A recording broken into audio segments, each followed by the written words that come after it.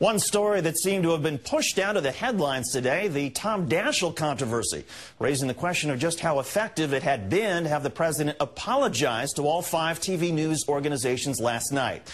It certainly was a novelty to hear a commander-in-chief say that he screwed up. Here at Countdown, we can think of at least one former chief executive for whom being president of the United States means never having to say you're sorry. You lost 2 nominees, 2 appointments today. Did that make you angry, I imagine? No, it made me angry and disappointed, and it's something I have to take responsibility for. After 9/11, what would your biggest mistake be, would you say, and what lessons have you learned from it? I wish you'd have given me this written question ahead of time so I could plan for it. Do you feel that you messed up in letting it get this far? Yes, I think I made a mistake. I'm sure something will pop into my head here in the midst of this press conference, all the pressure of trying to come up with an answer. I think I messed up. I screwed up. I'm sure historians will look back and say, gosh, he could have done it better this way or that way. We're going to have some glitches, and I understand that's what people are going to focus on. And I'm focused on it because I don't want glitches. We can't afford glitches. The biggest regret of all the presidency has to have been the intelligence failure in Iraq. I wish the intelligence had been different, I guess. So I consider this a mistake on my part, and one that I intend to fix. What do you think your greatest error was?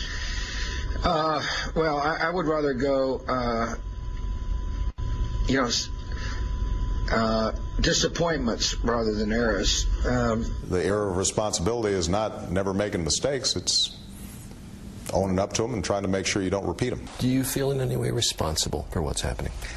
I've been the president during this period of time, but I think when the history of this period is written, people will realize a lot of the decisions that were made on Wall Street took place over a decade or so before I arrived in president, during I arrived in president. I'm sorry it's happening, of course. Everybody has responsibilities.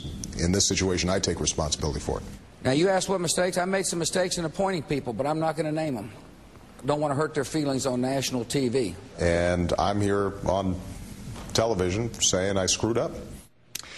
Let's turn now to Arianna Huffington, co-founder and the editor of the Huffington Post and author of the Huffington Post Complete Guide to Blogging. And Arianna, thanks for your time today. Thank you. A president who actually said, I screwed up, something we're not used to hearing. Was it refreshing to hear a president admit to making a mistake? It was very refreshing.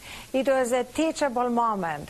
And actually, Barack Obama has offered us multiple teachable moments, not holding a grudge with his appointment of Hillary Clinton as Secretary of State, bringing the first granny into the White House, teaching us how we can bring grandparents into the bringing up of our children, staying unflappable while being criticized as a socialist, a terrorist during the campaign. And now this one, admitting a mistake. How refreshing. As the mother of 2 teenage daughters, I really welcome that moment.